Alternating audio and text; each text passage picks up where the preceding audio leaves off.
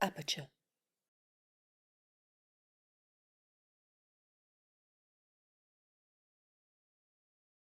So I'm Kira Pollack, I'm the Director of Photography at Time, and as Bill introduced, and this is Jonathan D. Woods. And I'm going to say that because his byline has become very famous recently, based on this photograph that he made. And he is on my staff at Time. He's a photo editor. He runs the Time.com photo staff. He is the senior photo editor for Time.com Photo and Interactive. So his day job is breaking news. It's about, finding the best pictures in breaking news situations. It's about, the culture of news, and his staff really puts that together on Time.com. So Jonathan had this idea last April that he brought to us. And I just thought it was really interesting. It turned into such a big, epic project. It's really about innovation. It's about photography and sort of a three-dimensional project, like really taking it beyond the image and how people are really interacting with photography. So I think we are going to get a little bit into the weeds. But to really talk through how he came up with this and all the steps he took to make it. So this is Jonathan Woods.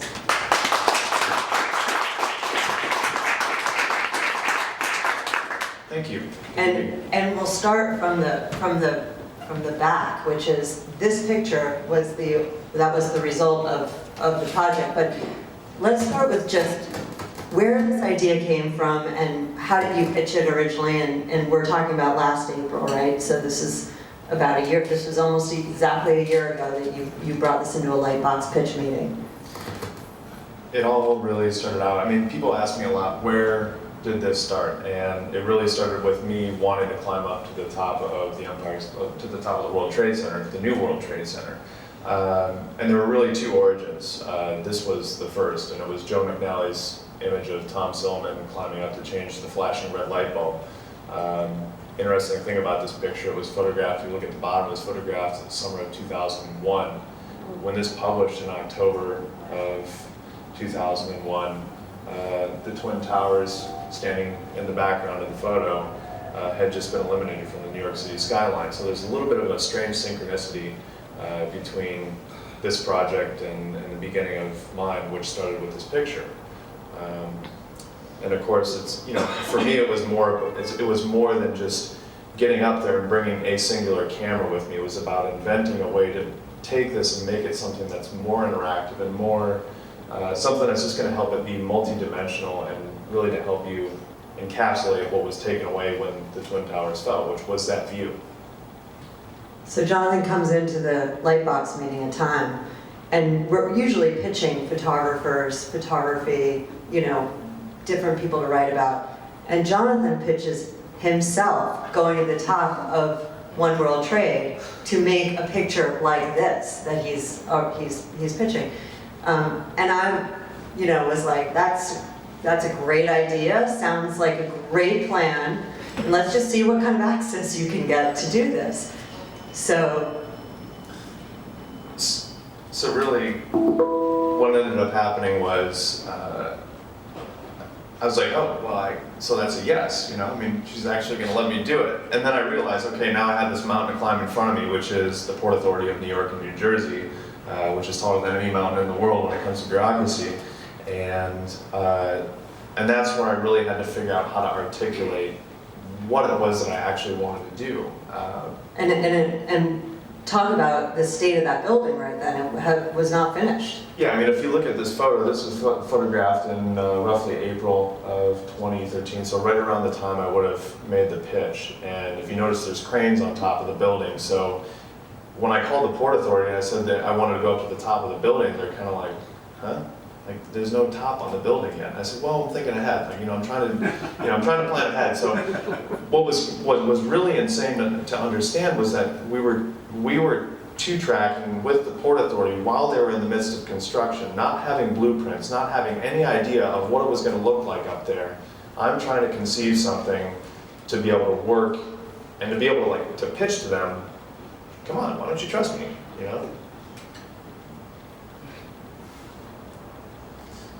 So I think one of the things that Jonathan from the beginning realized was that it wasn't just going to be a still image. He wanted it to be interactive.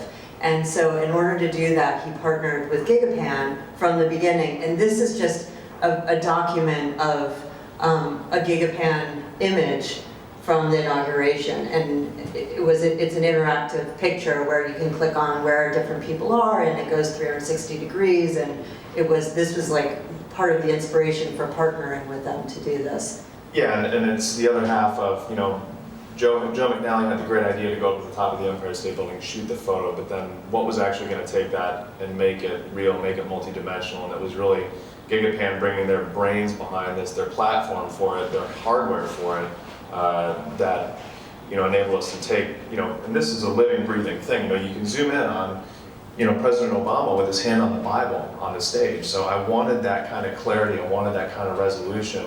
But I also knew that we had to do our homework, and that just goes to say, like, we had to solve for all the things that the Port Authority wasn't telling us, and that involved me going out to charter a boat with a buddy of mine, and we went around to start to look at the Trade Center, and because the Port Authority wasn't releasing any information to us, we said, well, how tall is it? And they're like, oh, and they just wouldn't answer your email. You'd send them 10 emails, you might get one response back. It's kind of like watching Jay Carney at a White House press briefing. It's like, you get like 3 non-answers, and you got to just pin them down, and finally you get sort of an answer. So, got a 600 millimeter lens, got on a boat, just started flanking the building, and we started doing photo research on the wires. It's the only way we were able to really investigate visually what this thing could be. And I think what's important to understand when you look at these pictures is that you're seeing 6 out of 7 sections of the spire. You're seeing everything but the top. So meanwhile, back at the ranch, we're trying to develop some way to think about this, and just going off pictures that I've taken. Well, also, you weren't going up there with a camera and just taking a picture, right? Talk about what your vision was for that. You had to attach a camera you were trying to make a 360 degree. Yeah, and this is where it gets tricky, because if you looked at what they thought the building was going to look like, we didn't really know where we could actually attach it. So this research was really imperative to informing how we would execute, a pretty gnarly logistical nightmare. And then we got the wire photo of the actual beacon sitting down near the base of the building. This was a godsend. I got this photo, it was like a diamond in the rough. I thought, oh my gosh, this is not more than a couple of days before the spire was hoisted to the top of the building on May 10th. So I pitched this April 4th, and now May 10th, this thing is sitting at the base of the building. And I thought, okay, now I think I get it. I think I can figure out. So I had this weird image in my head of like, this is where I want to go with it. So then, this is a reincarnation of a bar napkin sketch that didn't survive.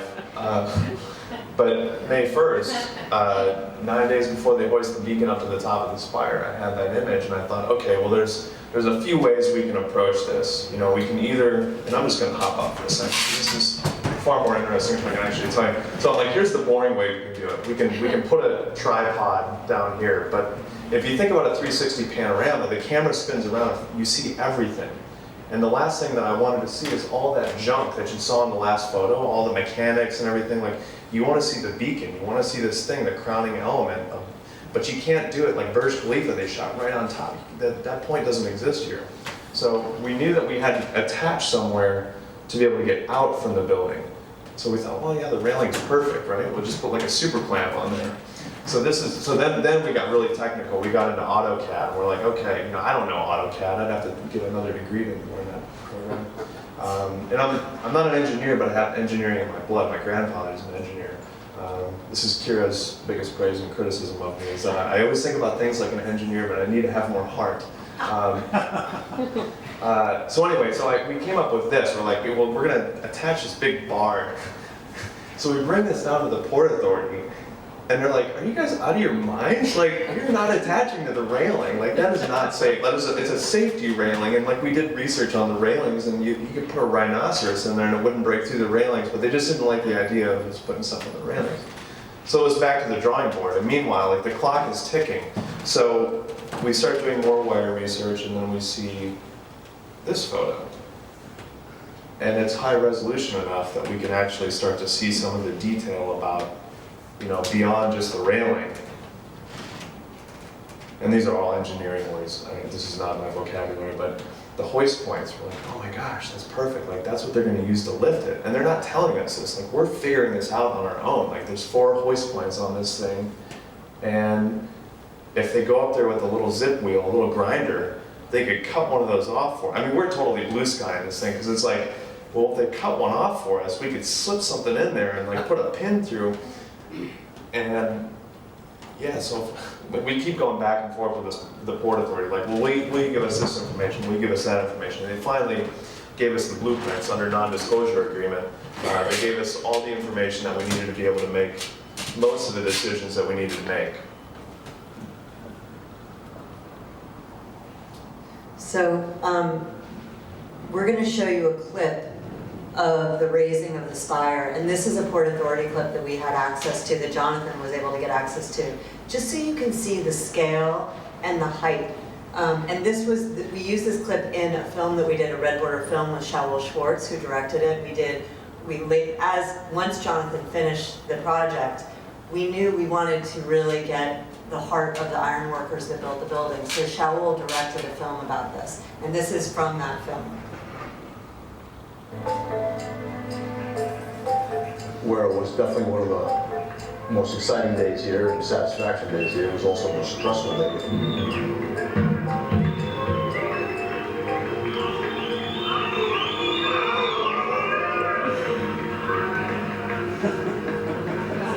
So keep in mind, we were going to climb this So the thing. stress, we're doing so many things here that were firsts.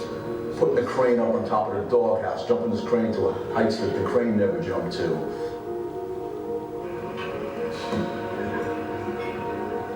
We were able to set the spire. We had about this much left between the top of the crane and the top of the spire. I mean, on paper, that's okay. When you're up there at 1,701 feet, waiting for that last piece of the spire to come out here, and then the wind kicks in a little bit.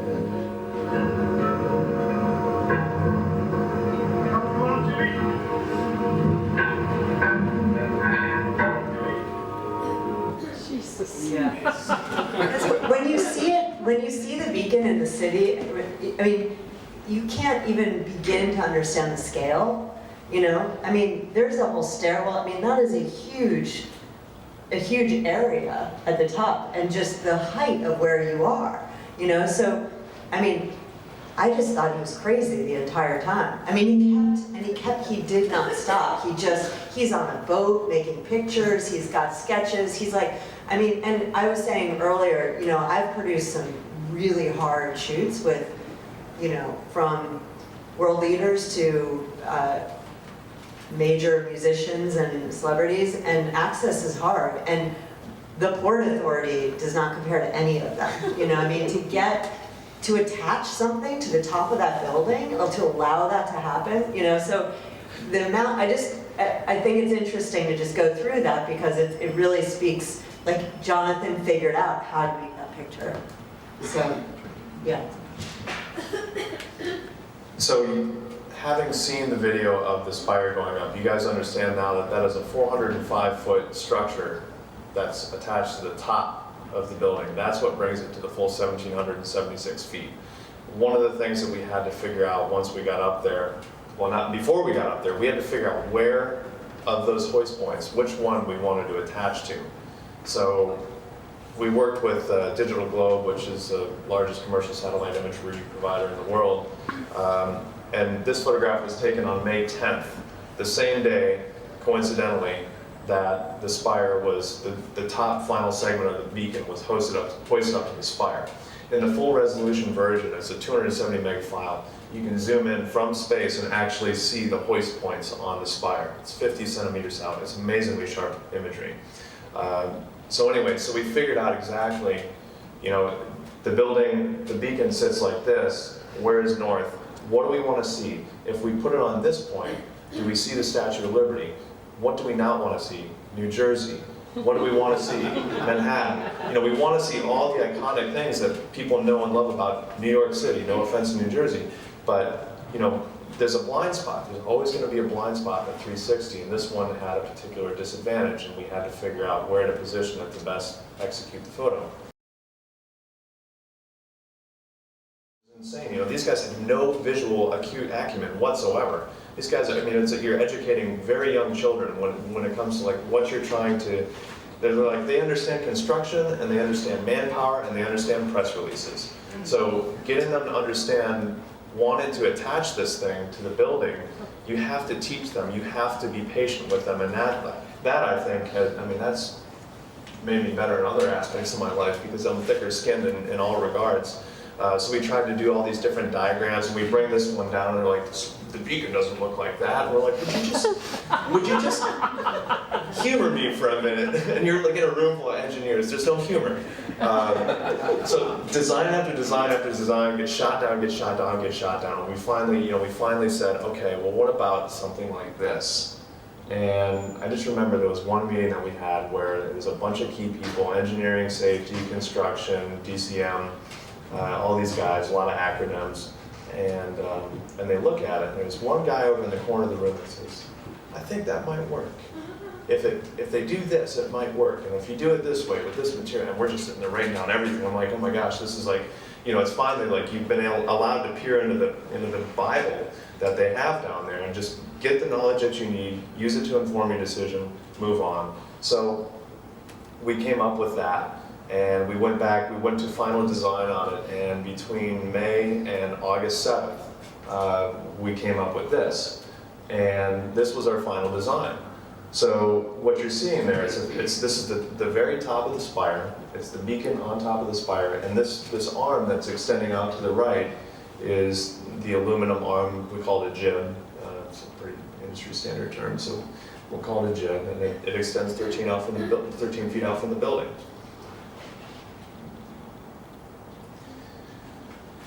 So, and talk about, so you had to literally custom build that too. So you had that built in? So basically what happened at that point is we had to go find somebody that was willing to build this thing. And we ended up going down to Asheville, North Carolina, and working with a guy, this lunatic that used to weld on nuclear reactors for like 40 years. But he was a very good welder. You know, all the welds were X-rayed, so we knew the exact strength of these welds that we were putting up there. You know, it was tested in a wind tunnel. We threw 70-mile-an-hour winds at it to see if it would break. You know, we kind of had to go through everything just to make sure that it was. And then there was a testing process. So, and yeah. you were working with these guys in Portland from Gigapan. So we had to build two jibs. We built one that we sent to Portland and one that we shipped up to New York. And the one that we shipped to Portland, I went out there, what was it? It was 6 days later, the next weekend I was out in Portland. So I was in Asheville, North Carolina one weekend, the next weekend I was out in Portland.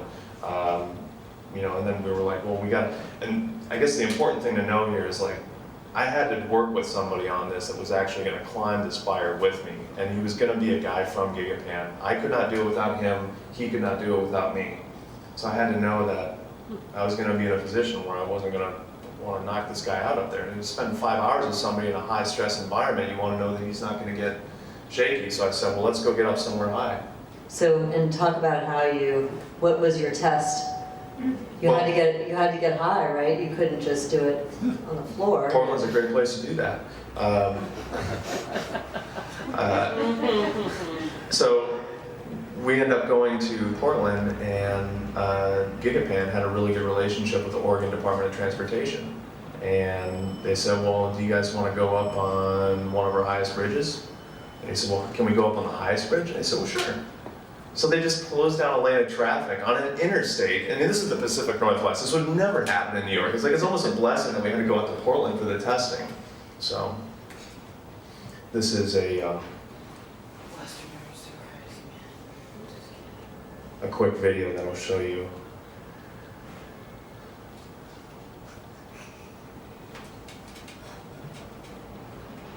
So this whole process was designed to replicate all the errors that we could encounter climbing up on top of the World Trade Center. We had to be in a high place, we had to be using all the same equipment, we had to be using everything the way we would, cramped, not being able to sit down for a long time. And then we went back and we looked at the camera and there's nothing on it. So, Good thing you did the test. Turn the camera Yeah. on. so we had to go back and forth for a while and figure out. Ultimately, what we ended up doing is we ended up writing a play-by-play. Everything, every step, every piece of equipment, every safety pin, even down to the snacks and the bottles of water that we would bring out there that day. There's no bathrooms, there's no restaurants. All you have is electricity and enough room to stand. Down to the granola bar, and what every pack weighed too. So we had to carry all this stuff up there. And if we couldn't lift it, we had 175 pounds of gear to bring up with us. So we had to carry that stuff up a 405-foot ladder. So all that planning, all the preparation, that led us to the point where we're like, okay, we called the Port Authority and then we said like, okay, we're ready. And at that point, had the Port Authority approved your, No. I mean, they could have completely shut us down right then and there. They could have said, we don't like this. so the beam that got built, all of that original work that he did, the testing in Portland, all of that, it had still not been approved fully from Port Authority. They had to look at it all and approve it. So then you went down a couple of days before the picture was to be made. So yeah, Thursday, September 26th, we went down to meet with a bunch of stern-faced people, and I told them, everything's great. We have a certificate of insurance, we have liability insurance, we have all this, and I said one thing I forgot to mention is going to be a helicopter up there filming us too, and these guys, I mean, you could have heard a pin drop next to the World Trade Center. I was like, a helicopter? How did you fail to mention that? I mean, it's like a public airspace. You guys don't control the airspace. They're like, we need to know about everything. I'm like, all right, there's going to be a helicopter. So we went through that. They looked at it, and again, line by line, we pulled out all these plans. They're like, we don't want to look at this. And they look at this thing, and they're like, you guys did a really nice job manufacturing this. They said a couple of nice things about the work, and then once we had buy-in from some of the key stakeholders, and it was an automatic, you guys are good to go. And that was that. I mean, we went down there. I was on pins and needles because they pulled the plug on that. That last several months of planning was completely in vain. So then we got to go up on top of the roof. That was my first time on the roof, and it was amazing up there. So that's about 1,400 feet up. And this was 2 days before you made the picture. My first time being up there was 2 days. This is the closest I've gotten to actually scouting. So this is just like visual verification at this point. We should have brought binoculars, but we were just so happy we got to go up there. And then there was Saturday the 28th, when we actually got to climb. I play this video for you because it's important to understand that black arm at the bottom center is 13 feet long. There's that weighs 75 pounds. The rope that it's attached to weighs another 70 pounds. Oops, I'm gonna hit play, not next.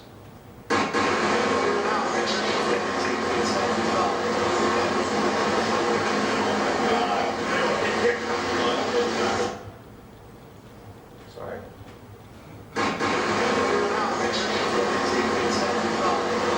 So this is swinging about 15 feet from side to side, and it's spinning rapidly enough to give me pretty good anxiety. We haven't even started climbing at this point. And if you look at the spire that runs up the middle, there's a ladder that runs up the middle of that. These guys are about 1/4 of the way to the top. Hand over hand, they have to pull that thing up to the top. It's incredibly heavy. Those guys are incredibly strong. We would not have had the strength to do this on our own. So then we start climbing ourselves. Sorry guys, I keep doing that.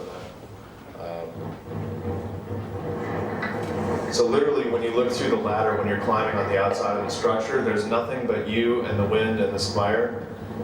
Oh my God. And the entire Manhattan skyline. It's kind of beautiful. I love it. This is like right up my alley. And talk about your safety. Were you tethered to anything? At this point, there's a friction trolley, which you see in the middle of the ladder. So we all were wearing full body harnesses, but you're not really clipped in for some of the points where you need to get from A to B. So, I mean, it's safe. It's safe, you know. It's safe. So then keep in mind, like, one of the coolest things about this project was being up there, looking out and seeing helicopters and airplanes below you.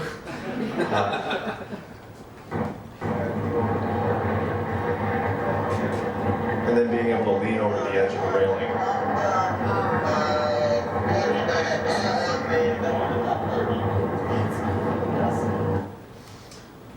And then again, you know, being able to climb the final section of the spire was probably one of the highlights of my life.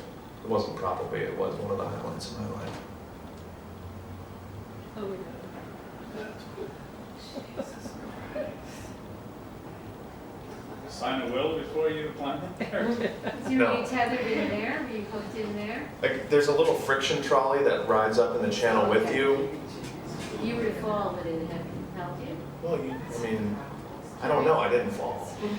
I mean, it felt like it would grab, but just like, I mean, it's, you know. So notice too, if you guys look at the guys on top of the spire, they're straddling the railing up there, and they're just hanging out, right? Like they sat up there like that all day long. So then after we climbed up to the top, I couldn't help but just hold my iPhone out straight out and snap a picture down.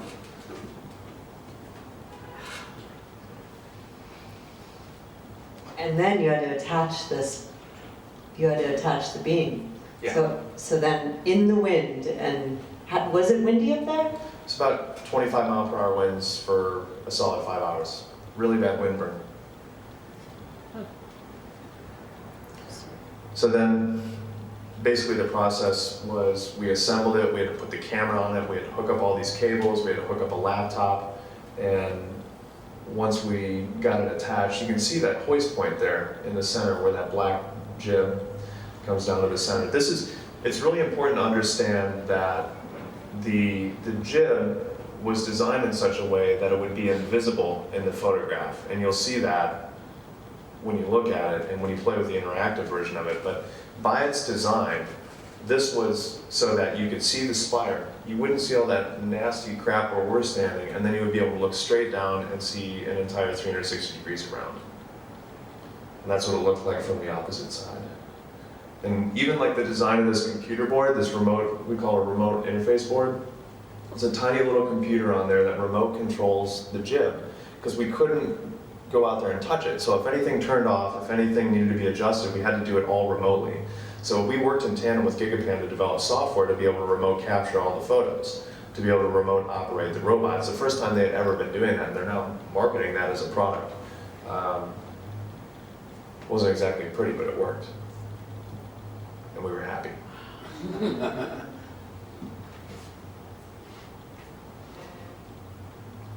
So when we came back, we had 567 images in total, 21 by 27. And that was when the not fun work started. What we noticed was there was a lot of irregularity. If you shoot a panorama over 3 hours, there's a lot of variance in the light. There's a lot of things that don't come out quite the way you thought they would, and the wind, even though you built something that's incredibly strong, is going to move a little bit. So we ended up with a lot of little things that had to be adjusted in post-production. It was just literally dragging the corners of one picture to line up with the other picture. That was kind of messy. It didn't look that bad up there. So literally for 2 months we spent going back and forth on this. What do you mean go back and forth? Well, going back and forth, like, you know, it took an hour and a half. That's a good question, thank you. It took an hour and a half to open the picture on my Mac at work. Actually got a faster computer just to be able to work on the project. Hour and a half to open it, hour and a half to save it, and then any time that you did working on the actual photo itself. Before fourth generation iron worker from my father's side and third from my mother's. This is like 4 years on the job, the longest job I've ever been on. I can't compare this job to no job, never. This is like a one-time deal. See something? Say something. Call 1-888-NYC-SAFE to report suspicious activity. Wake up in the dark, get home in the dark. Every day. Every day.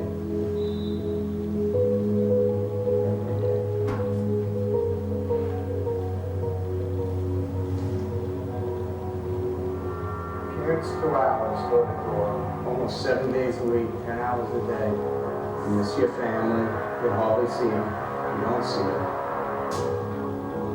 You give up 5 years of your life for this.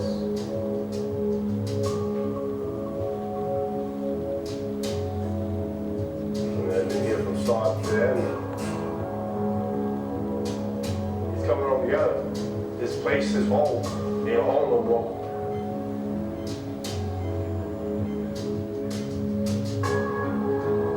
The whole building is pretty much dictated by our speed.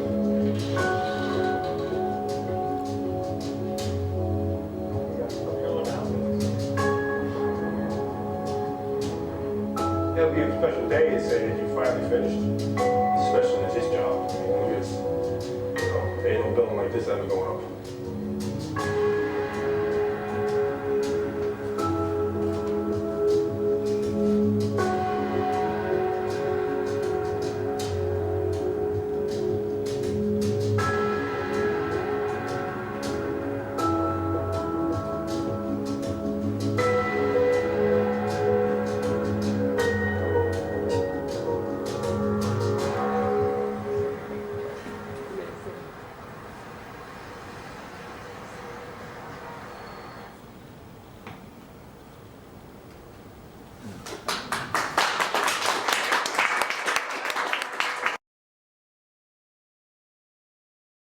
It's a good question. My mom did not know. My dad knew, and he told me not to tell my mom. When did your mom find out? That night. I called her when I got down. She said, I had a feeling you were doing it. I knew something was going on. Thank you for calling. I'm glad you're safe. How many individual images were, how many individual images were shot, and like what was the total file size of all this? Must have been huge. 567 photos. It was 567 photos over the course of 3 to 5. We were out there for 5 hours. We were shooting for about 3. Total file size was 14.5 gigabytes, which is why it took my computer so long to open it. It's a massive, massive file.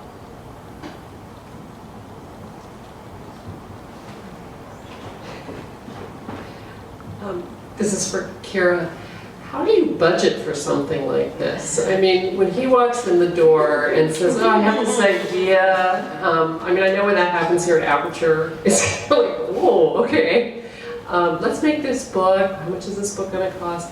So, I mean, how expensive was this cover? Well, the good thing was that it was sold. We had a sponsor on the project in the end, and that was great. Fabulous. So that's the answer to the question. No, no. You know, I think it's really important to be ambitious, and if it gets realized, we make it happen. You know, and it's like, I think, I'm not going to say that I was skeptical that it could happen, but the fact that he got to that point, I mean, you know, it was, I think, I mean, ultimately, it was a lot of more, in terms of money, it was more about his time. Look, he was down in North Carolina, he was building this, he was in Portland, he was, like, he was also running .com, and so I think, you know, it was so incredible, like, if something has that much magic attached to it, that even, because so many people ask me, like, how'd you predict the weather? It's like, well, we didn't, but it was a gorgeous day, and it was a perfect day to make a picture like that, but it's, yeah, it was an expensive project, but I think when a project like that matters so much, like to time, we can fund it and figure it out, and ultimately a good project like that gets sponsored, hopefully, which it did, and it really got so much play for us beyond it being on the cover, I mean, it was on TV. It really drove the launch of our website, which was great, because we, you know, so I'm not totally answering it, but I think, you know, we've got to just see at what point, like, okay, if we get to a certain point, then we bring it to the managing editor and say, okay, it might be, you know, this is where we are, if it happens, yeah, and it did, so.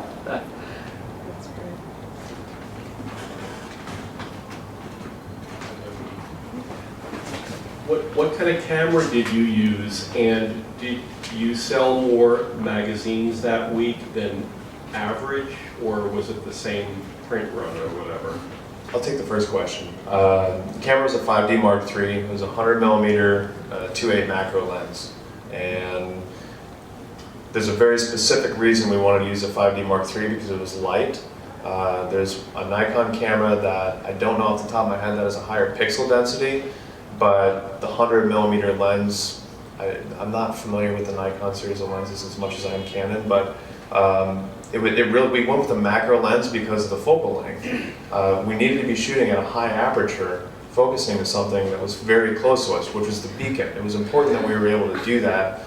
So we were striking a balance between subject distance and aperture. I mean, so it was a complicated arrival to that decision to use that. I mean, I would have loved to have a 400mm lens, but we couldn't be up there for 10 hours. We did sell more magazines that week. I think we're still waiting for all of that information to come in. But what else we did was we sold prints. Jonathan, we set up you can buy a print, and some of that went to the 9/11 Memorial. Museum. But it's like that was kind of cool that you can click on it and you can buy it, and that was a new innovative thing that we did at time for that too. Yeah, and actually I was saying this earlier, we got a lot of angry subscribers because the label at the bottom was covering actually like the label's a little bit bigger than that. So they were like, can you publish that part of the picture so we can tape it to the rest of it? And we did. Nancy Gibbs in her editor's letter the next week, we sized it exactly with scissors so you could cut it out, because subscribers were like upset that they were, that they were missing that part of the picture, which was really cute. And I always think speaks to the power of print. Yes. So yeah, I think that dentist office everywhere, we're really happy to have this cover, and they're all calling us for more copies. Question for Jonathan. It seems to me, at least from everything you've said here today, that this has been an incredibly long planning project. It took over a year for you to get this thing in place. Am I correct in that? Yes. So my question to you is, have you always been this obsessive? My mom says I'm a projects person. So yes, I think the short answer is yes. And I've always had some of those weird, eccentric hobbies. I mean, from the fire department to rock climbing. I mean, that is the heights part of it. But there's this, I was taking apart my dad's Texas Instruments calculator when I was 5 years old, and I wanted the ink roller clean. So I was cleaning the ink roller. My dad was furious, of course, when he comes home and he's like, "Why is my printer not working?" And all the numbers are in backwards. So I've always had a mind for solving problems, and I'm not always the best at it, but I like tinkering with things, and this is an extension of that. Well, I was just going to say that, I think the thing that impresses me the most about the entire project is just the incredible planning that's gone into every single minute detail, including building the arm, and just incredible. Thanks, and I think it's really a testament to the people that I worked with, because I couldn't have done it alone. The mechanical engineers saw 150 problems that I never would have foreseen. And Mike Franz, who has just a different brain than either one of us, Michael Long, the engineer, and myself, he was seeing all these other things, and then Kira said, well, Jonathan, what about your team? I'm like, oh my gosh, like so everybody was kind of looking out for me and the project, and it was like it was only a success because of everybody that pitched in and was mindful of like, hey, watch your six. Just on the whole, how many people would you say that you collaborated with that made this happen? It was over 100. Over 100. Yes, both within and without the walls at time. Port Authority in New York and New Jersey, and it's 14 organizations all told. So when you were selling this to the Port Authority, at what point did they get on the vision? I mean, was there anybody there who could like grab the vision part of it? It's a really good question. It is a really good question, and it took a long time. I think when you fail to articulate an idea correctly, you're failing as a person with that idea to convey your vision.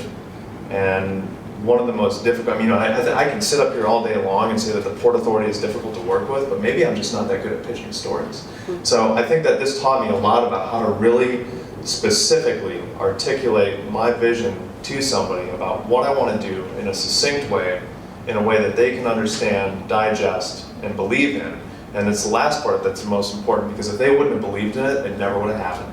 And it took, really, the Port Authority media relations is who I had to convince, because then they, in turn, went to DCM Erectors, who runs all the structural steel on the site. They went to all the other organizations, the electricians, to make sure that we were able to plug in a cord up there. These are all union shops, and unions have rules, and the only way around this is to like build relationships. And it was really, a year of building a relationship with these guys to make it happen. For both of you, is there any new achievement taking this big goal as a starting point? I think that there are many new ideas before this big one achievement. I don't know if I understand the question. It's like, in terms of photography and in terms of Time magazine and web, is there any new achievement to go to do, taking this as a starting point? This is a break point, I guess, in so many ways. You're going to do it again? I will absolutely try and do it again if she'll let me. But I think this speaks to a new culture that we're all really figuring out, like, what is the future? What are the technologies that we want to believe in? Red Border Films is certainly a part of that everybody wants to be a part of, and Gigapan interactive photo, 360 interactive photos are a part of that, but the way that we share and consume media, I think, is at the core of this. That's the bigger thing, is how are we sharing and consuming media? Kira, do you want to talk a little bit more about that? Yeah, I think it's an inspiring project that will inspire other things. I don't know what they are yet, but it is about innovation, this project, and I think I really wanted Jonathan, I've been sitting in his office for the last day, show what went into that. Because I think people think, oh, he took a picture from the top of the building, and really, the planning was so truly, it wouldn't have happened without his even persistence and thoughtfulness. He believed so much in the vision, and I think that inspires a whole staff of people at Time. What else can I do? He walked into a Lightbox meeting and was like, I want to do this project. And that is so inspiring to see someone actually do that. And then to see it realized the way that Time can realize it, because we have a huge audience, and people really could engage with that, and we could put it on the cover. And then, so when you can see something like that happen, I think more than anything, it just inspires creativity and innovation, and within people doing other things. So yeah, I think that for now, Jonathan is in New York, and he's not climbing any more buildings, and he's going to take a vacation soon, I think. But I'm sure he's done some really great projects since he's been at Time. So this is the second of what he's done. I think Time is like the last of the news weeklies left. Newsweek sort of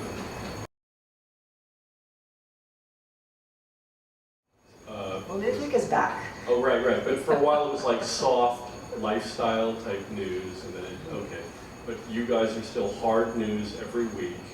So my question is, how, in general, how's the business going for Time magazine? And I think my suggestion, just out of the blue, is that if you had covers of that quality image, you'd sell more magazines, I think. I don't know what percentage of your sales are newsstands, but it really makes it exciting. And does management see a bigger role for photography inside of the magazine than, let's say, 10 years ago, where people had to buy it for their news because they didn't have the internet? A couple of, what is it? Yeah, how's Time doing in general? Or I think Time is doing well. There's been a huge investment in digital. We have a lot of new staff on digital, and this project shows, I think, the kind of emphasis that Time puts on photography, and that's what makes it great for us to work there, because photography is in the DNA, in the Gene Smith tradition to this, and on the way here I was like, this isn't exactly Gene Smith, but how can we, but it is excellent, and it's like what you were saying earlier, but it is about, I think we have a lot of different kinds of photography, and we're even turning photographers into filmmakers. So we're trying to do a lot of different kinds of things, and photography is very critical to what Time is. We have Time Lightbox, our photo blog. Our covers are really important. We do photojournalism, so we do a lot. And I think, we'll see. But right now we're doing well. And as I said, I think that we're just trying to figure out the digital, like how to keep going with that innovation. And what's the status of Newsweek now? So I can't really speak to Newsweek, but it is back in some capacity. I'm not sure. It's not. It just came back again. Yeah.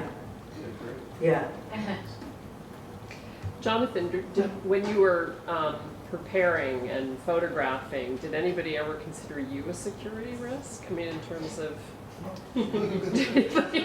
you were stalking this building, for God's sake. So. No, but I think, I don't know, I'd like to think I was smart enough about it that I didn't draw attention to myself. I mean, one person on a boat, granted the 600mm, 3-foot-long telephoto lens is kind of an eyesore, but blended in with the white boat. No, I don't know. I was never, the research that I was doing was more, I did a lot of research into the building. I did a lot of research into what is the current plan, what architectural renderings are available from the building that I can actually get my hands on. And then the boating trip was the one big photo excursion where we really spent 3 hours intensely just in New York Harbor and every angle we could find around Lower Manhattan to photograph that, to see it, to find a different angle on it, to figure out, and I just like going out in the water. But aside from that, no, I never had any hiccups. There was never any problems, and I wasn't stupid about it. The people that, I think that in the wake of 9/11, the kind of crackdown that you saw on people photographing federal buildings, which was then later repealed, they loosened up. People are getting a little bit, they're more used to people with cameras than they were.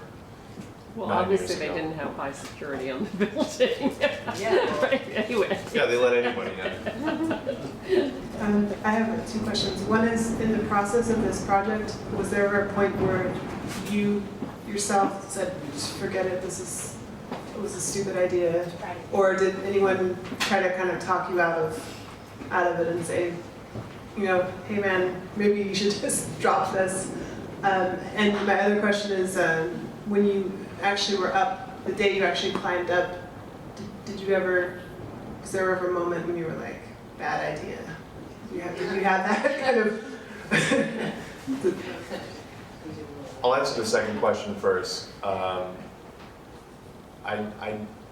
There was only one moment up there where I was a little bit anxious, and we had a couple little finicky computer issues just communicating with it, and there was one point where one of the ironworkers had to go over the railing, and they lowered the jib, and he had to climb down the ladder from the railing side, because he didn't want to waste the time. This was also subsequently the guy who was arrested for jumping off of the building with a parachute. But he climbed down the ladder over the railing that he had been sitting on all day. He's like, oh, my leg's asleep.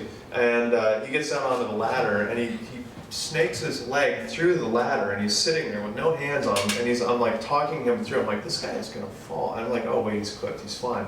As long as the safety clip is okay. But anyway, it was fine. But the safety glitches or the tech glitches were kind of really freaking me out a little bit that day. I mean, it's because if you don't get it, like we didn't have another opportunity to go back up there. I mean, the windows closed and, you know, I mean, then it took 8 months to get us that far. And then to your first question, I had to talk myself into it a lot. There was a lot of times when, you know, I mean, I think that we both throughout, you know, within and without the organization, there's always, you know, people that may not check their emails quite as much as you'd like them to. They may not pick up the phone. And, you know, the Port Authority's got a lot on their plate. And they have a lot of people to get back to. And a lot of people are calling them. Every media request that comes in for One World Trade goes to the Port Authority of New York and New Jersey. You don't get on that site unless you go through basically 2 guys. And when I wrote the first month, I mean, they basically hung up on me the first time I called. They're like, no, I don't really, send me an email.